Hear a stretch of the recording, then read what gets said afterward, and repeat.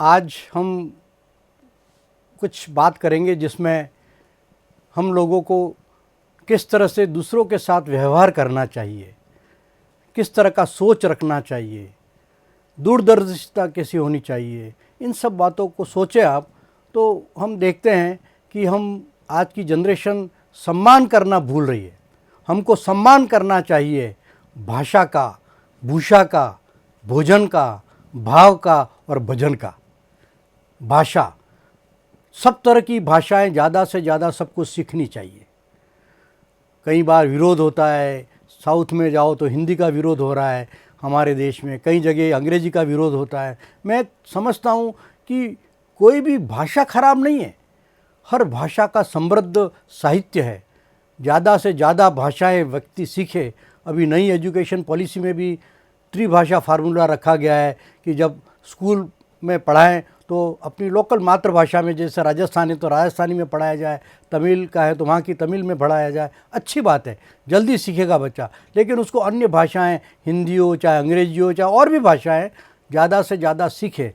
सम्मान करना आना चाहिए। हम भाषा के आधार पर किसी का असम्मान नहीं करें। भूषा, हर क्षेत्र की अपनी अपनी भूषा है। आप अरब में चले जाओ, अरबी लोग अलग तरह का ड्रेस पहनते हैं, रशिया में अलग तरह का ड्रेस है, इंग्लैंड में सूट में रहते हैं लोग, हमारे यहाँ गांव में धोती कुर्ते में रहते हैं, पंजाब में जाओगे अलग ड्रेस है। सब तरह का लिबास है। उस बात पर हंसी नहीं उड़ानी चाहिए किसी की। व्यक्ति के भूषा का सम्मान सबको करना चाहिए। भाषा, भूषा, भोजन। अब आप देखिए, भोजन की बात करते हैं, कई बार कई लोग अरे ये तो नॉन वेजिटेरियन है, तो उसकी क्या गलती है? वो जिस जगह पैदा हुआ है वहाँ वही खाया जाता है। समुद्र के किनारे लोग हैं वो मछलियाँ खाते हैं, एस्किमो जो लोग हैं उनको वहाँ जो उपलब्ध है वो खाएंगे। साउथ में है तो आप इडली डोसा खाएंगे। अब आप पंजाबी भोजन खाएंगे, तो सबका अपना अपना भोजन है। भोजन कौन क्या करता है उसके बेसिस पर तिरस्कार या असम्मान नहीं करना चाहिए। तो भाषा, भूषा, भोजन, भाव, विचार, हम सब व्यक्ति के अंदर अलग अलग तरह के विचार आते हैं। कोई भी बात आती है उस पर आपके अलग अलग विचार हो सकते हैं, लेकिन आपकी असहमति हो सकती है किसी बात पर, लेकिन आपको दूसरे के विचारों का भी सम्मान करना चाहिए। एक वाल्टेयर ने बहुत अच्छा वाक्य कहा था कि हो सकता है मैं आपके विचारों से सहमत नहीं हूँ, लेकिन आपके विचार प्रकट करने के अधिकार की रक्षा करूँगा। हम देखते हैं आजकल टीवी पर या संसद में लोग किस तरह से व्यवहार करने लग गए हैं। कुर्सियाँ फेंकी जा रही हैं। ये तरीका है एक सभ्य समाज का। टीवी पर जब कई बार डिबेट होती है तो ऐसे लड़ते हैं जैसे पता नहीं क्या है। असहमति के लिए आपका तरीका अच्छा होना चाहिए। तो भाषा, भूषा, भोजन, भाव और भजन।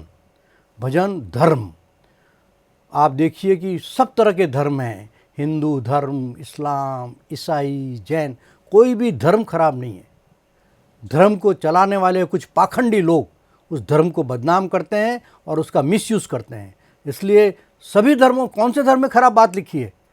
सब धर्म अच्छे हैं, सब धर्मों का सम्मान करना चाहिए। और मैं तो एक बात कहता हूँ कि आपको सबको राष्ट्रीय धर्म अपनाना चाहिए, देश का धर्म, कि हाथों में गीता रखेंगे, सीने में कुरान रखेंगे, मेल बढ़ाए जो आपस में वही धर्म ईमान रखेंगे, शंख बजे भाईचारे का, अमन किए अजान रखेंगे, काबा और काशी भी होगा, पहले हिंदुस्तान रखेंगे।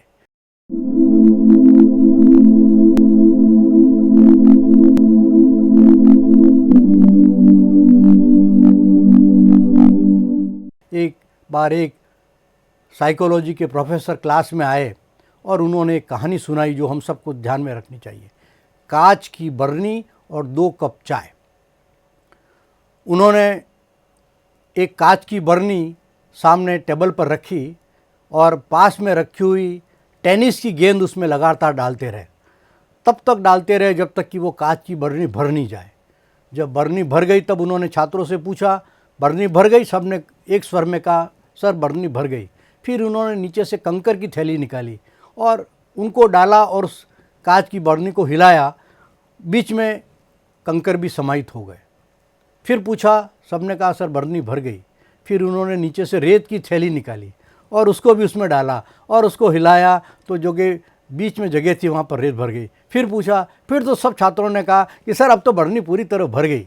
फिर प्रोफेसर साहब ने नीचे से चाय की केतली में से 2 कप चाय निकाली और उसको डाली, वो भी एयर स्पेसेस के अंदर बीच में समाहित हो गई। फिर जो बात उन्होंने जीवन के बारे में कही वो सब लोगों को देखना चाहिए। उन्होंने कहा कि बच्चों, ये जो कांच की बरनी है वो आपका जीवन है, टेनिस की जो गेंदें हैं वो आपका परिवार, आपके माता पिता, आपके मित्र, आपकी मेडिसिन, आपका जो शौक़ है, ये हुए टेबल टेनिस की गेंदें। कंकर क्या है? आपका मकान, आपका बैंक बैलेंस, आपकी गाड़ी, ये कंकर हैं। और रेत क्या है? जो हम एक दूसरे से आए दिन छोटी मोटी बातों पर लड़ते रहते हैं, मन मुटाव करते रहते हैं, नाराज़ हो जाते हैं, रेत है। उन्होंने कहा कि ये कांच की बरनी, जीवन रूपी कांच की बरनी को यदि मैं रेत से भर दूं तो क्या कंकर और गेंद के लिए स्थान रहेगा? यदि उसको मैं कंकर से भर दूं तो टेबल टेनिस की जो हमारी प्राथमिकताएं हैं उसको तो स्थान नहीं मिलेगा, रेत को ज़रूर स्थान मिल सकता है। तब उन्होंने कहा कि देखो, हमें अपनी जीवन में प्राथमिकताओं पर ध्यान देना है, टेबल टेनिस की गेंदों पर ध्यान दो। आपका परिवार, आपके मित्र, अपना मेडिकल चेकअप कराओ, पत्नी के साथ घूमने जाओ, जो भी चीज़ें इस तरह की करो, बाकी सब तो रेत है जो हम आए दिन मनमुटाव और अपना जीवन का समय नष्ट करते रहते हैं। जीवन को अच्छी तरह जीना चाहिए। इस बीच में एक छात्र खड़ा हुआ, उसने कहा कि अरे सर, वो 2 कप चाय का तो आपने कहा ही नहीं। उनका देखो, बहुत अच्छी बात कही, तुमने ये याद दिलाया। भाई, जब उन्होंने कहा कि जीवन में आप कितने भी व्यस्त हों, लेकिन अपने मित्र के साथ 2 कप चाय पीने का समय ज़रूर निकालें।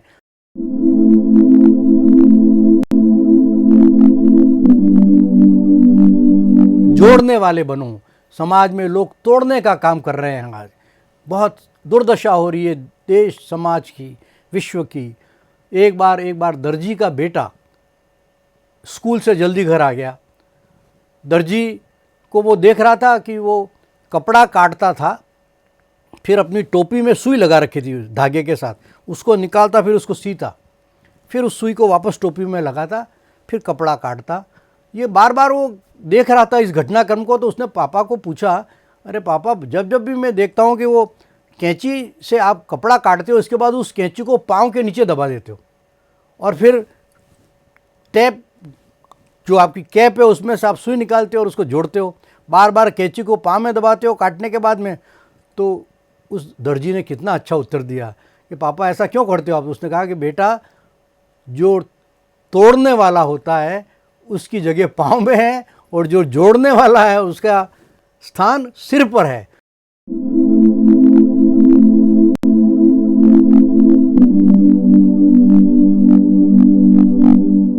एक बार प्रोफेसर साहब के यहाँ उनके सब पुराने शिष्य घर पे आ गए अचानक दिवाली पर मिलने।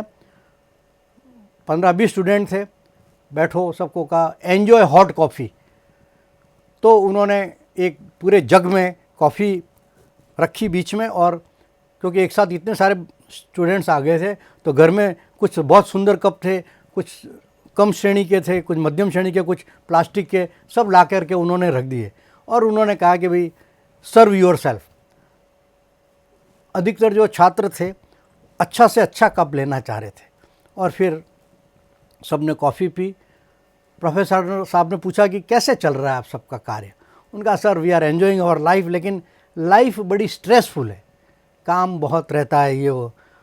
तो उन्होंने कहा कि देखो, जो कॉफ़ी है, हम यहाँ सब कॉफ़ी पीने बैठे हैं, hot coffee, enjoy hot coffee, लेकिन मैं देख रहा था कि जब मैंने आपको कहा खुद अपने आप को सर्व करो, सब बेस्ट कप लेना चाह रहे थे। Life is hot coffee and cup is to hold that coffee, not coffee itself, not life itself. आप सबका घर, मकान, बंगला, ये they are just to hold your life, not your life. लेकिन आपका स्ट्रेस, आपका काम, मकान बड़ा चाहिए, बड़ा आपको गाड़ी चाहिए, उसके पीछे आप जीवन बिता रहे हो। एन्जॉय हॉट कॉफ़ी, उसका कंटेंट जिसमें आप पी रहे हो वो इतना महत्व का नहीं है, लेकिन हम सब लोग उसको महत्व दे रहे हैं।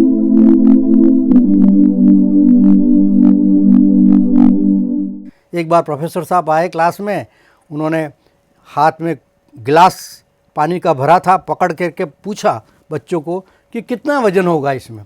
किसी ने कहा 50 ग्राम, किसी ने कहा 100 ग्राम। उनका चलो भाई मैंने भी नहीं तोला है, लेकिन इसको मैं थोड़ी देर हाथ में पकड़ कर खड़ा रहूँ तो क्या होगा? तो सब बच्चों ने कहा सर कुछ नहीं होगा। उनका नहीं, मैं यदि 1 घंटे तक पकड़ के खड़ा रहूँ तो? उनका फिर आपके हाथ में दर्द हो जाएगा सर। तो उनका नहीं, मैं 12 घंटे रात भर तक पकड़ रखूँ तो? अरे सर फिर तो बहुत हाथ के अंदर दर्द होगा, हो सकता है आपको लकवाई हो जाए। तो उन्होंने कहा कि क्या इस बीच में उस गिलास का वज़न में अंतर पड़ा क्या? उनका नहीं साहब, वज़न का तो वो सब समझ में पड़ गए। तो उन्होंने कहा कि यही बात हम सब लोगों के साथ है। तो उन्होंने कहा भाई मैं क्या करूं इसके लिए, मुझे ये दर्द नहीं हो? तो साहब गिलास को नीचे रख दो। तो प्रोफेसर साहब ने बताया कि देखो यही चीज़ हमारे साथ होती है, हम कई बातें सोचते रहते हैं। कुछ समय के लिए रखोगे, जैसा कुछ समय के लिए आपने गिलास का तो कुछ फ़र्क नहीं पड़ा, कुछ घंटे के लिए रखा तो कुछ फ़र्क पड़ा, लेकिन आप वही बात नकारात्मक बार बार सुनते रहोगे तो आपके भी दिमाग में लकवा हो सकता है। क्या करना है, रात को सोने से पहले सब चीज़ भूल जाओ और आराम से सो जाओ, यही समस्या का हल है।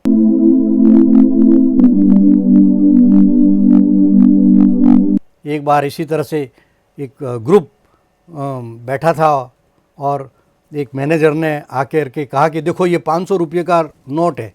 लहरा के सबको पूछा कि मैं देना चाहता हूँ आप में से किसी को, कौन लेना चाहता है? सबने हाथ खड़े कर दिए।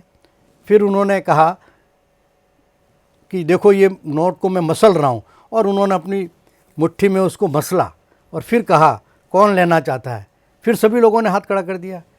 फिर उन्होंने उस मसले हुए नोट को जूते के अंदर नीचे रगड़ करके उसको बिल्कुल गंदा कर दिया। फिर हाथ में उठा करके पूछा कौन लेना चाहता है? फिर भी सभी लोगों ने हाथ खड़े कर दिए। क्यों? क्योंकि आरबीआई के हिसाब से उस नोट की वैल्यू अभी भी ख़त्म नहीं हुई थी। इसी तरह से आप लोगों को भी सबको जीवन में कई लोग मसलेंगे, कई लोग रगड़ेंगे आपको, कहीं आपकी बुराई करेंगे, आपको नीचा गिराने की कोशिश करेंगे, आपका प्रमोशन होने का होगा तो कुछ न कुछ ऐसी बातें करेंगे, कोई भी नकारात्मक बात करेंगे। लेकिन यदि आप ईमानदार हैं, सत्यवादी हैं, ऑनेस्ट हैं, तो आप अपनी वैल्यू बना के रखेंगे तो आपकी कीमत हमेशा बनी रहेगी। जहाँ संस्था में आप काम करते हैं, value has a value only if it's value is valued.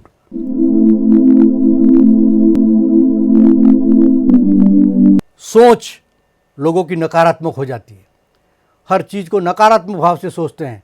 मैं कहना चाहता हूँ आपको कि जीवन में जो भी व्यक्ति टॉप पर पहुँचे हैं वो वही टॉप पर पहुँच पाए हैं जिनकी सकारात्मक सोच रही है। एक एग्जाम्पल, एडिसन को आप सभी लोग जानते हैं। एडिसन ने हज़ारों आविष्कार किए, ये बल्ब का भी आविष्कार एडिसन ने ही किया था। एक बार उसको संवाददाताओं ने, क्योंकि ये एक दिन में बल्ब नहीं बन गया था, उसका 1000वां प्रयोग हुआ तब बल्ब बना। तो संवाददाताओं ने उनको एक दिन पूछ ही लिया कि सर आपके वो 999 प्रयोग तो बेकार गए। कितना गजब का सकारात्मक उत्तर दिया एडिसन ने, जो हम सबको भी याद रखना चाहिए। एडिसन ने कहा कि मेरे 999 प्रयोग बेकार नहीं गए, मैंने संसार के लोगों को बताया कि इन 999 तरीकों से बल्ब नहीं बनाया जा सकता। ये सोच है सकारात्मक।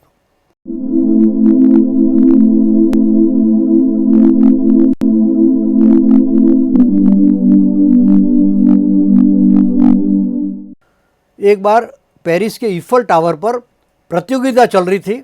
शहर के सब लोग ईफल टावर के नीचे जमा थे और ऊपर चढ़ने की प्रतियोगिता चल रही थी। कुछ लोग कुछ मंजिल तक चढ़ते नीचे गिर जाते, नीचे लोग चिल्ला रहे थे नहीं चढ़ पाएगा, नहीं चढ़ पाएगा, और वास्तव में अधिकतर लोग गिरते गए। एक व्यक्ति टॉप तक चला गया। जब वो टॉप पर चला गया और जब वो नीचे उतरा तो जैसा होता है, संवाददाताओं ने उसको घेर लिया कि सब आप कैसे टॉप तक पहुँचे। तो उस व्यक्ति ने अपने कान में से रुई बाहर निकाली और उसने कहा कि मैंने नकारात्मक बातें सुनी ही नहीं। आपको भी जीवन में बता रहा हूँ ना कि कई लोग कहेंगे तो ये नहीं कर पाएगा, ऐसा नहीं हो पाएगा। आप अपने लक्ष्य जो बनाया है तो फिर नकारात्मक बातें कभी भी सुननी नहीं चाहिए। तभी आप, कई बार हमारे दिमाग में इस तरह की नकारात्मक बातें होती है। एक मनोवैज्ञानिक ने एक बड़े होटल के अंदर एक बहुत बढ़िया स्विमिंग पूल बनाया। मिसिंग ट्रायल सिंड्रोम कहा जाता है, ये एक कहानी है। तो बहुत बढ़िया जो पुल था, फर्स्ट क्लास टाइलें लगाई थी चमचमाती, सब जो भी लोग आते उसकी प्रशंसा करते, गजब का है यार, इतना बढ़िया देखा ही नहीं कभी। लेकिन गलती से एक जगह एक टाइल लगाना भूल गया था वो। तो अंत में जैसे ही वो देखते लोग, अरे ये टाइल है नहीं है, तो इतनी बढ़िया स्विमिंग पूल होते हुए भी सब लोग, अरे साहब वो टाइल नहीं लगाई है, बेकार हो गया। वही चीज़ हमारे साथ होती है जीवन में, मिसिंग टाइल सिंड्रोम। हमारे पास में हज़ारों अच्छी चीज़ें हैं, सुविधा है, गाड़ी है, लोगों के पास में जो चीज़ उसकी आवश्यकता है, रोटी कपड़ा मकान, वो सब चीज़ के लिए हम धन्यवाद ईश्वर को नहीं देते हैं। कोई एक चीज़ नहीं है, हम उसी को सोचते हैं कि अरे ये नहीं है, उस चीज़ के लिए हम दुखी होते रहते हैं जीवन भर। अंत तक के साथ मेरे को ये पोस्ट नहीं मिली, मेरे को ये नहीं मिला, अरे तुमको जो मिला है उसके लिए ईश्वर को धन्यवाद।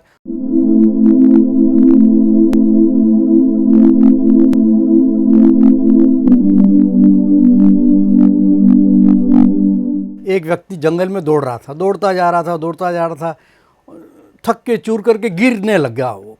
और जैसे ही वो गिरने वाला ही था, तब उसको एक एप्पल का पेड़ दिखा जंगल में, भरा हज़ारों एप्पल लगे थे। एकदम से उसने 15-20 एप्पल तोड़े, बैठ गया और उसको खाने लगा।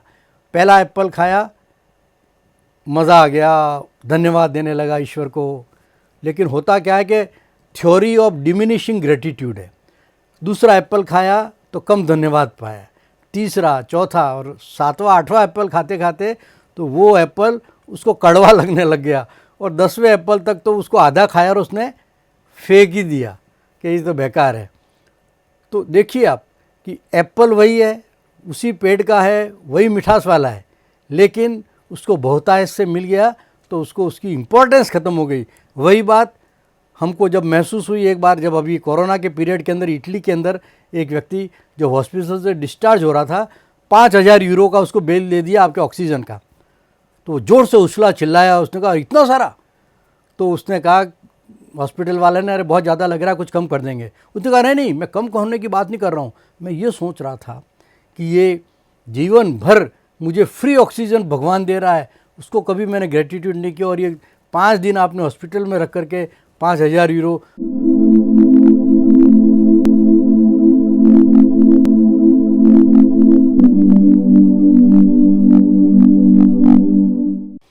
हम अपने पेरेंट्स का ध्यान नहीं रखते, माता पिता का ध्यान नहीं रखते। सामाजिकता की बात कर रहा हूँ मैं, कि कई बार वो माँ जो कि आपकी तुतलाई भाषा से भी आपकी बात समझ जाती थी बचपन में, जब आप बड़े हो जाते हो और कोई बात के लिए वो सजेशन देती है तो आप कहते हो तू नहीं समझेगी माँ। वो माँ जो कि सब बात समझती थी, उसको आप बड़े होकर कहते हो कि जब हम भाई छोटे थे, हम भाई आपस में लड़ते थे, कहते थे माँ मेरी है, माँ मेरी है। लेकिन आज क्या दुर्दशा हो गई है समाज की, अब हम बड़े हो गए हैं, अब हम फिर लड़ते हैं, अब हम कहते हैं माँ तेरी है, माँ तेरी है। ये समाज की दुर्दशा है। हम अपने पेरेंट्स का ध्यान नहीं रख रहे हैं। इस जीवन की चादर में सांसों के ताने बाने हैं, दुख की थोड़ी सी सलवट है, सुख के कुछ फूल सुहाने, क्यों सोचे आगे क्या होगा, अब कल के कौन ठिकाने हैं, ऊपर बैठा वो जादूगर जाने क्या मन में ठाने हैं, चाहे जितने ही जतन करो भरने का दामन तारों से, तेरी मुट्ठी में वो ही आएगा जो तेरे नाम के दाने हैं। ये देखिए बड़ी बात है। आपको संतोष भाव जो यदि नहीं आया तो जीवन में आप कोई भी काम सुखी होकर के नहीं कर सकते। संतोष भाव आपके अंदर सब में आना चाहिए हमको। मैं तो कहता हूँ कि अब तो मजहब ऐसा चलाया जाए जिसमें इंसान को इंसान बनाया जाए और जिसकी खुशबू से महक जाए सारा जहाँ, इस किस्म का फूल हर आंगन में उगाया जाए। हम आज क्या है कि संसार आदमी नहीं रहा, आज हर आदमी इतना स्वार्थी हो गया है, और जिसकी वजह से समाज के अंदर जो निरंकुशता हो रही है कि संसार सुरभित और पावन हो जाएगा आदमी जब आदमी हो जाएगा। राजा एक बार महल से जा रहा था, उसके पास सब सुविधा है, राजा के नाम से आप समझ सकते हो। नीचे बाहर जाके उसने देखा एक व्यक्ति, उसका जो नौकर था उसके यहाँ काम करता था, बहुत खुश था, गाने गा रहा था, मज़े कर रहा था। राजा ने कहा कि अरे, उस नौकर को बुला के पूछा, भाई तू इतना खुश है, इतने मज़े कर रहा है, गाने गा रहा है। उसने कहा हुक्म मेरे को क्या चाहिए, मेरे को तो रोटी आप दे रहे हो, कपड़ा और मकान है मेरे पास में, मैं तो बहुत आनंदित हूँ। तो राजा को बड़ा आश्चर्य हुआ कि यार मेरे पास तो इतना सारा सब चीज़ें और तो भी मैं दुखी रहता हूँ। तब उन्होंने मंत्री को जाके पूछा कि ये बताओ तुम कि ये इतना खुश कैसे रहता है और मेरे पास सब होते हुए भी। तो मंत्री ने कहा कि सर वो 99 क्लब का सदस्य नहीं होगा। उनका क्या मतलब? उनका सर ऐसा है, देखो आपको मैं प्रयोग बताता हूँ। तो उन्होंने कहा कि ये एक पोटली में 99 सोने की मुद्राएं दी और उनका कहा आप उसके घर के बाहर कल सुबह छोड़ आना। जैसे ही वो पोटली उस नौकर ने देखी, तुरंत घर में गया और जा कर के गिना उसका 99। वो 8-10 बार गिना, हर बार 99 ही निकले। फिर बाहर आया, परेशान हो गया। उसने कहा कहीं कहीं गिर गया होगा एक सिक्का, ढूंढ रहा है उसको, परेशान हो रहा है। फिर भी वो नहीं मिला। फिर उसने सोचा कि मेरे को 100 सिक्के तो करने ही हैं। तो फिर वो मेहनत पे कर गया और दुखी होने लग गया और काम करने लग गया कि एक सिक्के खरीदूं। फिर मंत्री ने पूछा राजा को कि अब साहब देख के आओ उसको। उनका अरे वो तो बहुत दुखी नज़र आ रहा है और बहुत परेशान भाग रहा है ये वो। साहब वो अब वो भी 99 क्लब का सदस्य हो गया।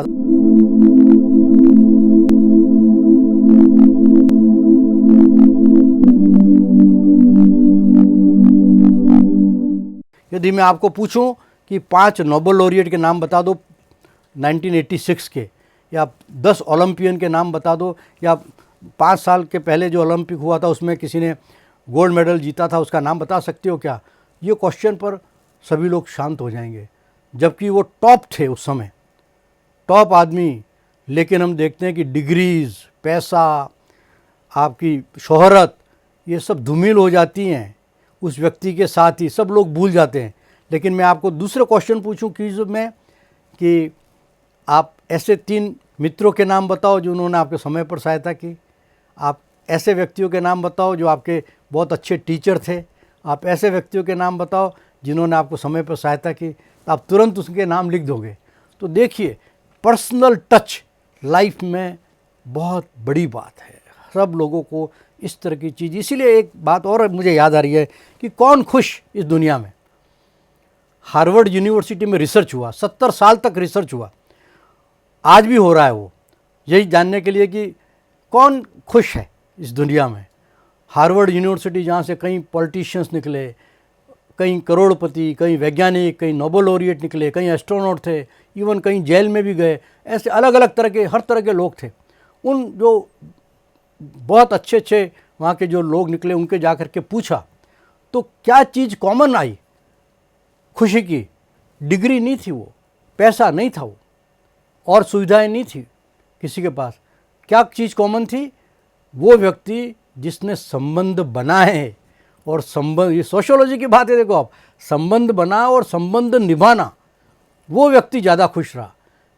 दूसरे व्यक्ति के पास सब होते हुए भी वो खुश नहीं है। ज़्यादा कॉमन चीज़ थी संबंध बनाना, संबंध निभाना।